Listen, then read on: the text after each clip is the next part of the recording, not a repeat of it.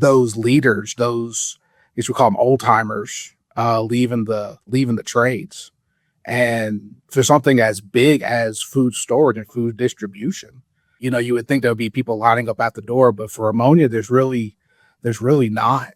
There's great organizations out there that teach this stuff, but the lack of skill out there is really, it's hard to find good people with the complexities of these systems. And all of the trades are facing this. You got the baby boomers, everybody's retiring, it has retired or getting ready to retire. And we went through that gap where there were so few people coming into the trades, right? They're all going to college and stuff like that. And now, there's people coming back into the trades. I think people think, when it comes to the trades, like there's not just one side of going to college and one side of going into the trades. The book talks about really just that mentorship, the importance of mentorship in the trades.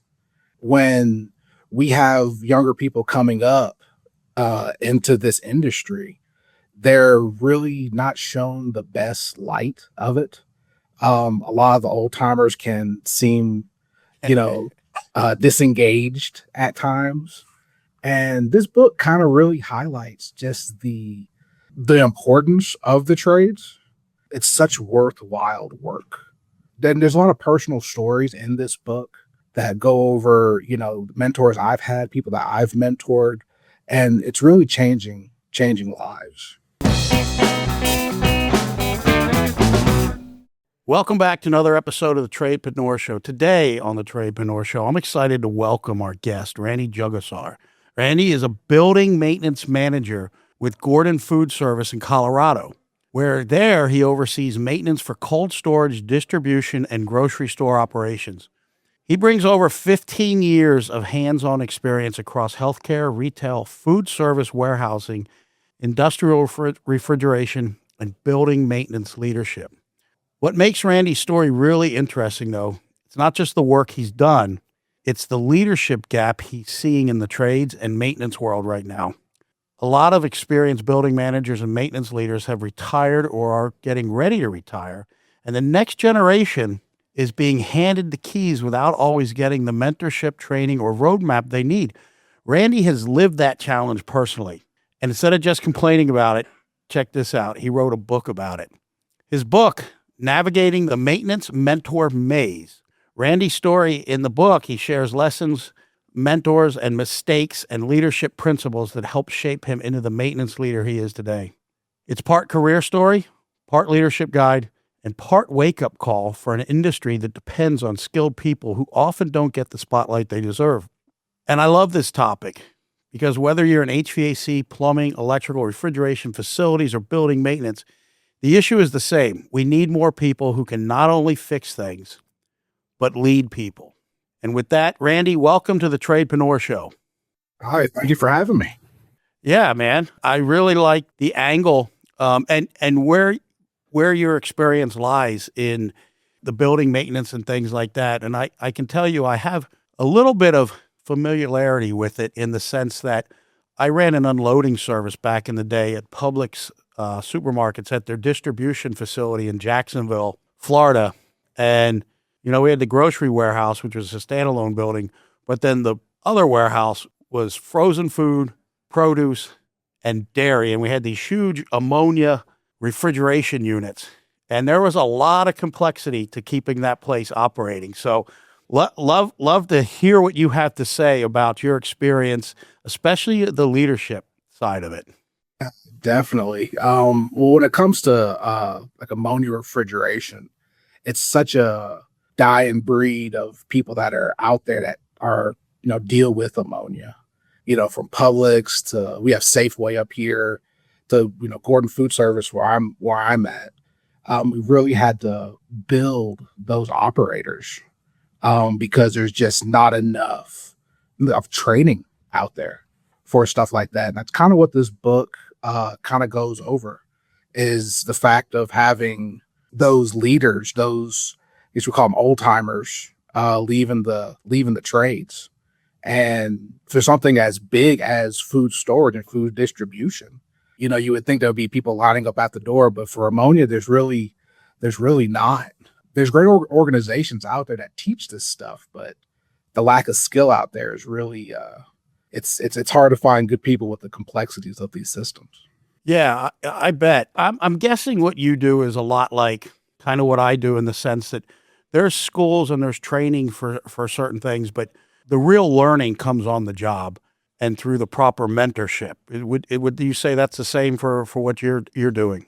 Definitely. There's only a few schools in America that really teach ammonia refrigeration. There's not much organizations out there that teach this stuff. So having those mentors out there, those lead techs and those leaders like myself who are willing to take, somebody on to go through this extensive training, because something as complex as ammonia and how highly hazardous it is, Yeah. you really have to have that training involved. Well, and because I remember as far as you talking complexity and then the hazard, I remember in the distribution center at Publix, I think we had alarms and things like that because obviously if you have a leak, especially a catastrophic leak, I mean, we're talking ammonia. Yeah, that's not your typical refrigerant that we deal with, like the 410s, the 454, or either 22 or whatever various refrigerants there are out there. But yeah, I mean, look at the incident that happened in it was Oklahoma with that truck that had a failed valve on it, and they had to evacuate, the hotels in the area and things like that. And the firefighters really didn't know how to handle that situation. So it was really, the lack of training out there, even from the local emergency planning committees on ammonia, is something that needs to be worked on and looked at. Well, I think even us in the trades, in the HVAC trades, I think sometimes we just take for granted and we don't really realize when we're driving by a big cold storage facility. I'm aware of it because I've worked in those facilities and I'm in the HVAC trade. But having this conversation, it's dawning on me like I never just stopped to think about the complexity of the cooling there and the ammonia. And it wasn't until I was preparing to have you on as a guest that I was thinking back to my days at Publix. And yeah, and so it's a real specialty what you do. And I can imagine, we're facing the same challenge here in, my specialty is HVAC, plumbing, and electrical, and you've got a lot of these, and all of the trades are facing this. You've got the baby boomers, everybody's retiring, it has retired or getting ready to retire, and we went through that gap where there were so few people coming into the trades, right? They're all going to college and stuff like that, and now there's people coming back into the trades. I was just talking this morning. I've got 3 young men working here. One happens to be my son, but they were all very well educated, and all of them are very capable of going to college, but they chose not to, and they're in the trades. And we're fortunate we have some individuals with that experience that can train and mentor them. But that is especially with the gap of people entering the trades, there is a shortfall in that area. And what you're in was an area I never really gave much thought to until we started having a conversation. But let's talk about the book. Obviously, you must have some ideas, suggestions for how do we fill that gap? Yeah, I mean, the big thing is, like you said, when people think of the trades, they think of, going or not being in the trades of, going to college and stuff like that. But, the fact of the matter is there is a lot of training and a lot of certifications you need to be a tradesman. If it's a plumber getting their journeyman's or their master plumbing, that takes tests. And to be an ammonia operator, you have to go through a lot of tests and a lot of training and things like that. So I think people think, when it comes to the trades, like there's not just one side of going to college and one side of going into the trades. The book talks about really just that mentorship, the importance of mentorship in the trades. When we have younger people coming up into this industry, they're really not shown the best light of it. A lot of the old timers can seem, disengaged at times. And this book kind of really highlights just the importance of the trades. It's such worthwhile work. Then there's a lot of personal stories in this book that go over, mentors I've had, people that I've mentored, and it's really changing lives. I want to go into kind of your story a little bit, but first I want to acknowledge the importance of the mentorship.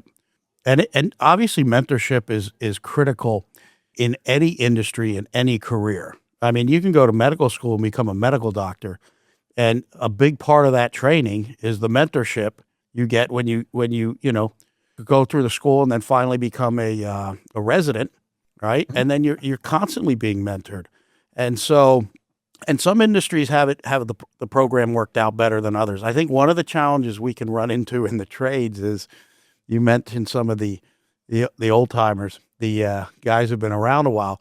In the trades, like most industries, we have our form of hazing, so to speak, and the way you treat a new guy, and you kind of make them earn their stripes, and you kind of put them through the test and the ringer. And while that's good and it's kind of a coming of age, it can also, especially like when I came up, and I'm a little bit older than you, and I'm sure same with you. You come up and you kind of expect that, that some of that stuff you have to get through and go through. I remember even on the fire department, I had back in the day, one of the engineers and the captain had a lot of fun with us because they're, when we're going through our training, telling us, wanted to test our ability to know where stuff was on the engine, and they would tell us to go get something that didn't even exist, right? Yeah. And that's just the form of hazing, which, the military, everybody has their form of hazing, but you also got the younger generation that doesn't seem to be as tough skinned when Yeah. some of those pranks are brought on. Not as receptive. I'm 37. I'll be 38 tomorrow, actually. Oh, well, happy And birthday. thank you. And something definitely with the younger generation, it's when it comes to, building maintenance or the trades in general, the lifestyle is different. You have to be a little bit tougher. And it doesn't mean, you can't have a good time. You can't, some of the best times I've had has been on job sites, joking around and, having a good time. But the job that the trades do, it's something that it needs to continue. We're building the infrastructure, we're keeping buildings running, kind of thing. And it's really important. I think with the younger generation, they don't see that connection. They turn the AC on and the cold air comes out, and it's really building that connection of, somebody's behind the scenes doing all that. And those, the older workers, they taught what they could taught, and now it's up to some of the younger generation, and especially the leadership side. I think there's a really big lack in, and that's kind of what the book is about. Also, is when I go to meetings and conferences, I don't see anybody of my age. I'm always the youngest by like almost 20 years, and at the end of the day, there needs to be a lot younger people that want to take on this kind of work. And it is stressful, but so rewarding knowing, you know how it is when you go to a site and you see somebody that, needs to have something complete and you complete it and they're happy. It's very rewarding profession. Yeah, yeah, and again, the back to the mentorship.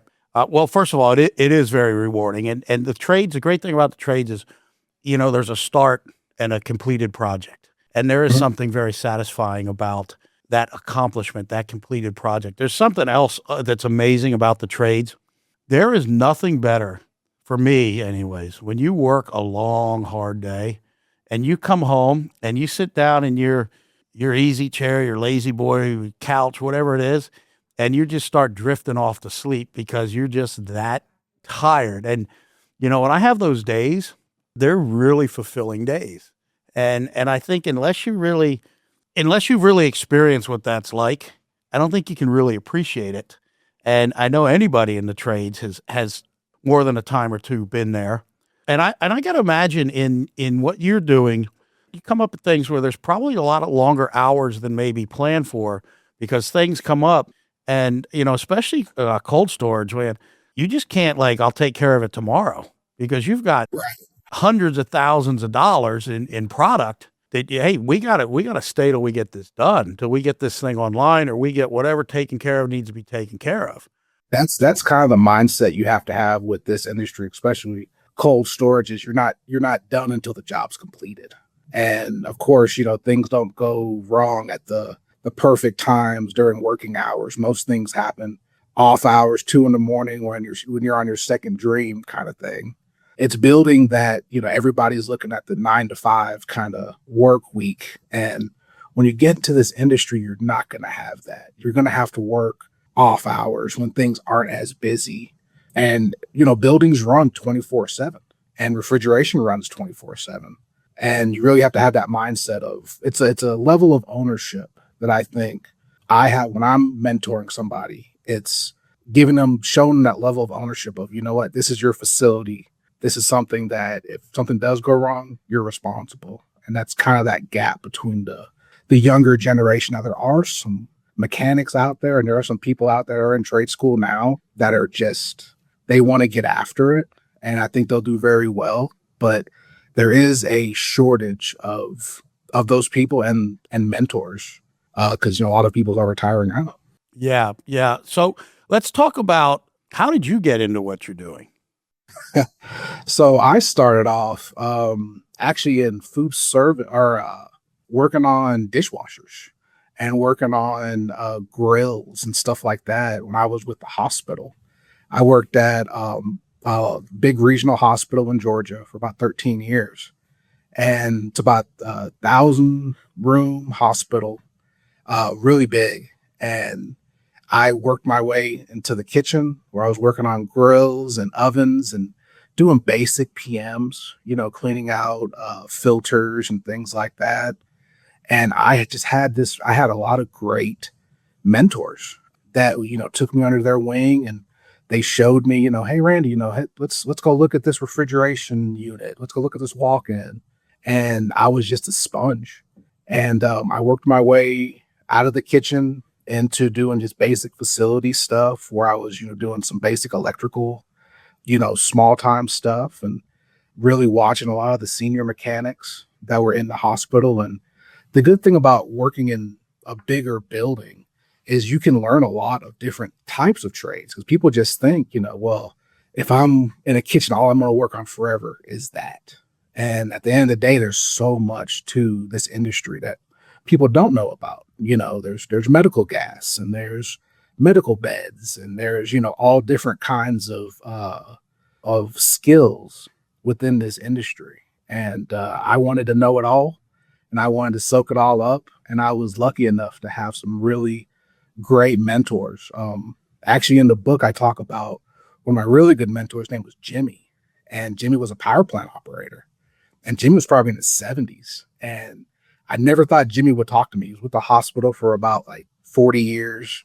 And here I am, this young mechanic trying to, make my way through. And he would sit me down, and we would go over fire systems and generators and stuff like that. And, he was a wealth of information for me. And I worked my way up in the ranks, became a senior mechanic, started mentoring some of the groundsmen and some of the other people, and created some standard operating procedures, and really bought into the industry, fell in love with the industry, and got into building management and started running buildings.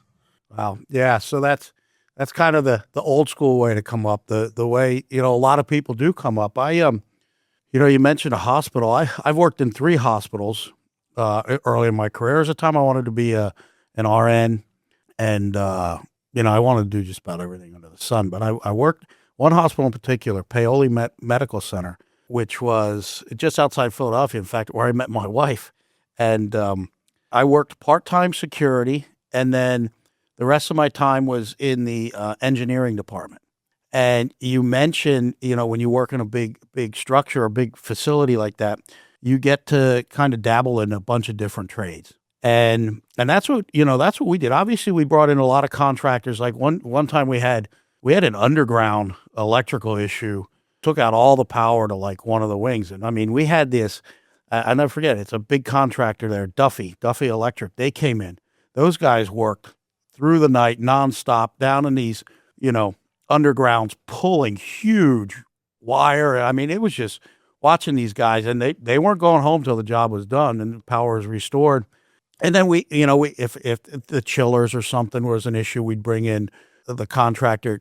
But I mean, one day I could be working with one of the guys learning doing electrical, and then you're handling a plumbing issue, right? Next thing you know, you're in a snowplow plowing the parking lot, and yeah, you kind of get to dabble in a lot of things, which is neat because you find out which one you really like or which one you like more of.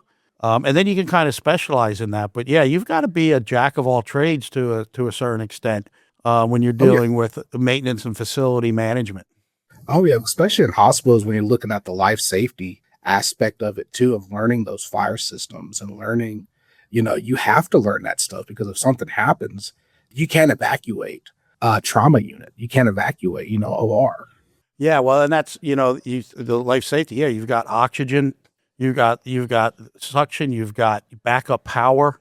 There's a lot that you have to maintain. And I remember it was a big deal at Paoli because they had when that underground and they had to pull that new wire, the backup generator kicked on and failed, and Oh yeah. and it eventually got back on, but there was like probably 30 minutes where they had to figure out why it came on then kicked off. And I'll never forget it. They had people that they had to do manually bag because the ventilators had no power. And it was like, man, it was an intense 30 minutes. And you realize, you got backup systems, but when the backup system doesn't work, then you have to go into action. And that's where the people on site, the facility people need to know, why is this thing not coming back on? What's going on? You got to go to work. You got to get it figured out. You can't wait for a contractor to show up. Yeah, And exactly. Exactly. And you really have to, people don't think about the facility people that are the ones doing that. They see the facility guys are the ones that plunging the toilet or something like that. But at the end of the day, they're the ones that are in charge of keeping those backup systems that keep this, ventilators and respirators and stuff working.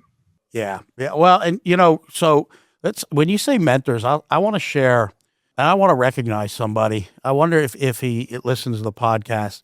But anyways, the guy was when I started in the trades, guy Mike Dawson.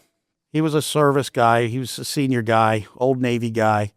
Sure, he's long retired by now. He was kind of the go-to guy for us younger techs when there were issues. And so he had he made up a piece of paper, and if you called him for help, he would help you. But you better, if he asked any of the questions on that paper, you better have the answer. And if it could be something that had to do with electrical, but he wanted to know all of the refrigerant readings, right? And airflow and everything like that. And people they would get frustrated. And I was just like, I'll just do it. I'm going to do it. And then I'd call him, and then he'd ask me a question that had nothing to do with what I needed help with.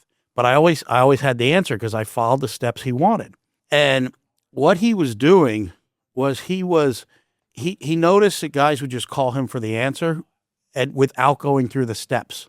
So he knew that if you went through the steps and did all of that, you were probably really stuck. And now he's going to help you. He didn't want technicians to be lazy and just call for the answer. And so I would go through all those steps and he knew it. And so he was more than happy to help me, and he would come out on site if I needed him to. And he's the one guy that I can tell you, one of the things for me anyways, that was challenging was electrical shorts, right? Finding a short, tracing a short. What is it? Is it the wire? Is it the transformer? What's going on? And then finding it, isolating it, figuring it out. And he showed me how to do it, which, the key ingredient, like anything, is just patience. Patience and follow a system. But he taught me his system that he used. And I just became like, sure. I used to love when I would get a call that was an electrical short because to me, it was like a puzzle. It was challenging. But that was a mentor that I had when I got into the trades that he's kind of this old, grouchy guy and everything, or at least that's the person he wanted you to think he was. But Right. if he saw that you really wanted to learn then he really wanted to teach. Yeah. And, Yeah. so that's the importance of mentors. And I think if you're younger and you're listening to this, if you have that type of mentor that's like that, they're not there to be your friend. They're not there to be warm and fuzzy. They're there to teach you. And a lot of times they want to make sure you're committed, right? That's what they want. Yes. Because if they're going to give their time and they're going to give their knowledge and their secrets that they've learned, either from a mentor or from time on the job, they're not going to give that up easy. They want to know that you're not a flash in the pan and that you're serious about what you're doing. That's the way I perceive it. Oh yeah. I mean, they had to go through the hard knocks of, learning it the hard way. So they're not going to give up those secrets easy. Yeah, no, And if not at they all. Not at yeah. all. Yeah, and that's a big reason, the mentorship. I started the Tradepreneur Show to really originally to let people know the opportunity in the trades and how do you get in the trades and what do you do and which one do you pick and do you go to school or do you find an apprenticeship program or do you just how do you do it and so that was kind of what I prompted me to start it and now it's kind of evolved more into listening. A lot of my audience are technicians, but they're also business owners and things like that. So it's evolved, but that is a big part of what I want to accomplish because the trades have been so good to me. And I really think that there's such an opportunity for young people out there and not just young people. I got into the trades a little late in life. I mean, I dabbled in them off and on through my careers, but there's people that, disruptions happen. And where am I going to go? What am I going to do? And you know what?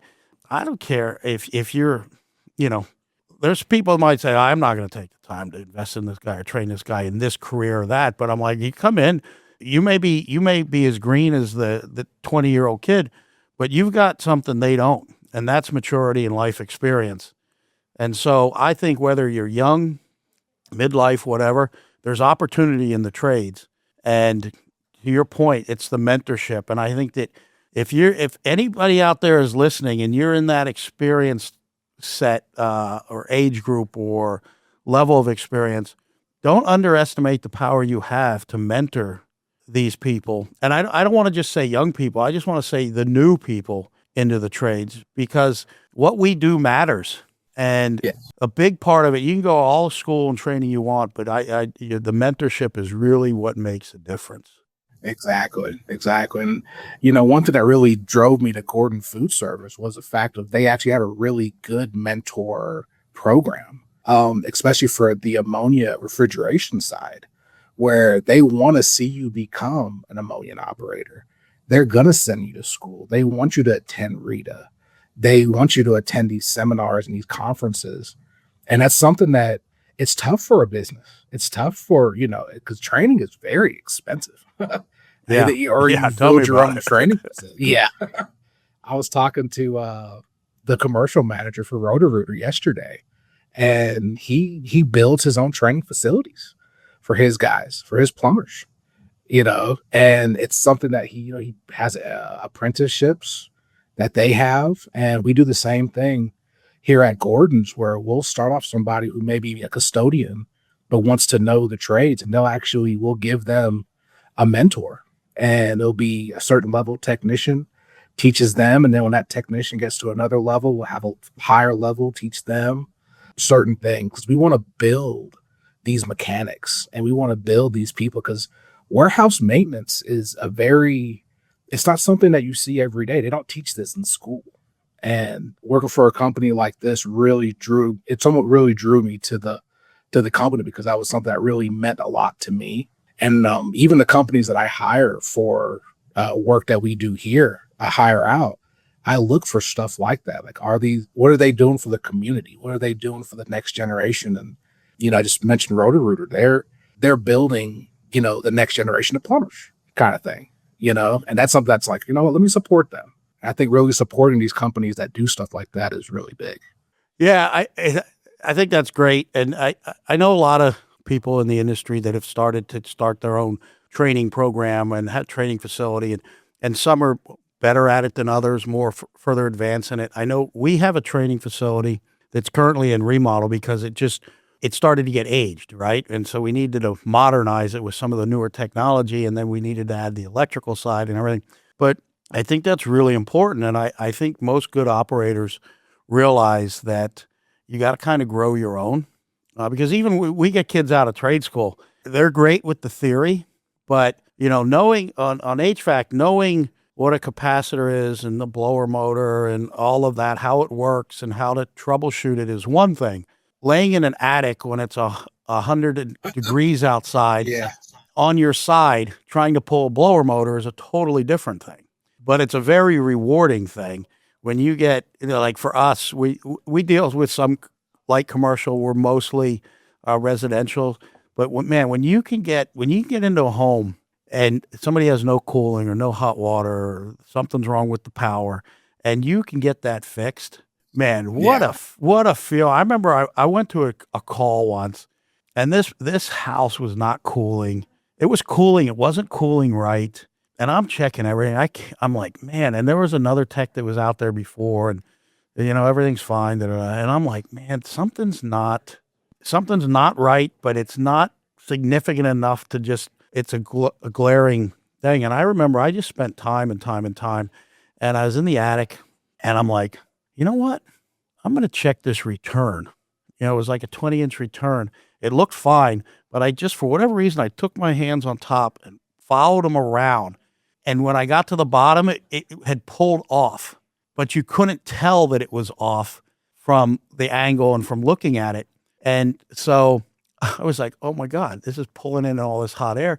I just literally reattached it, reaffixed it, got it set. And I came out of the attic and the people were like, what did you do? And they were so happy. And I mean, that's just one of many experiences I've personally had, but it is just a really fulfilling feeling. Yeah. Kind of going back what you were saying about the trade school. When you're in trade school, they have the condenser right there, and you can walk all the way around it, and you're in a nice air conditioned building. And then you got the other side with the evaporator, and you can open up panels super easy and stuff like that. Definitely when you're getting into the work itself is when, that evaporator is in the worst possible spot where you need to get that panel off. And I think, in the trade school, like you were saying, it's good that they have that theory, but going that extra mile for, checking the return duct, checking what's your airflow, what your CFM's looking like, things like that. It's something that you have to build that character in your technicians to want to say, you know what, let me double check that. Let me rewalk this kind of thing. And now you're getting a lot of technicians now have the repair mentality instead of the replace mentality instead of the repair mentality. Yeah. And those little troubleshooting go a long way. So let me switch gears just for a minute here as we come to a close. Checking out your, I think it was your LinkedIn. It says you enjoy the outdoors. You like getting outdoors. Yeah. I can relate to that. The outdoors is great. What activities do you like outdoors? I'm a fisherman, and I haven't done any hunting out here yet, but I used to do a lot of hog hunting in Georgia and Florida because they're just running wild out there. Oh yeah, Florida. Yeah, I know. I lived in Florida a brief period, and they're abundant. They're I like hunting. I like fishing. My son and I go on 2 major trips every year. One is to Louisiana, and we go fishing. And then every November we go to South Dakota and go hunting, deer and pheasant.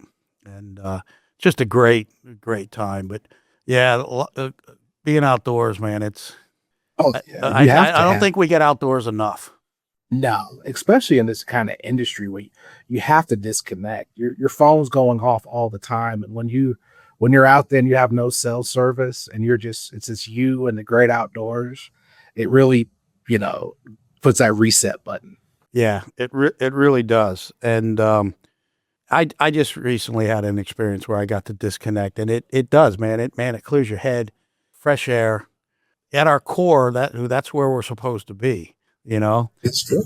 Now we're just in these conditioned buildings, and it's great. It's fantastic. But I mean, prehistorically or whatever, the outdoors is where we're at home, and I think there's a reason that's why we feel such peace when we do get to spend time outdoors because we know that that's naturally our environment. Oh yeah, yeah. I went to Alabama and I did hand fishing up there, like catfish noodling over Oh there. yeah, yeah, And you talk about some fun. yeah. I I mean, see that on TV. That stuff is amazing what they do.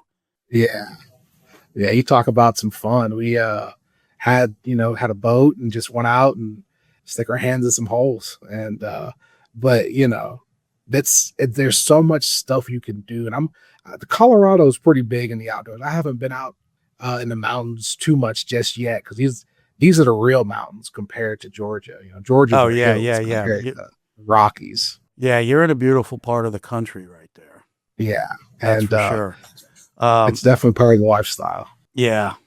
Well, man, listen, this is I never know how long an episode's going to go. I kind of plan out, but when you kind of get into a rhythm and cover some really good topics, and I really enjoyed having you on, and really brought back some memories for me, but also just opened up my thinking again to all the opportunities there are in the trades, and we all.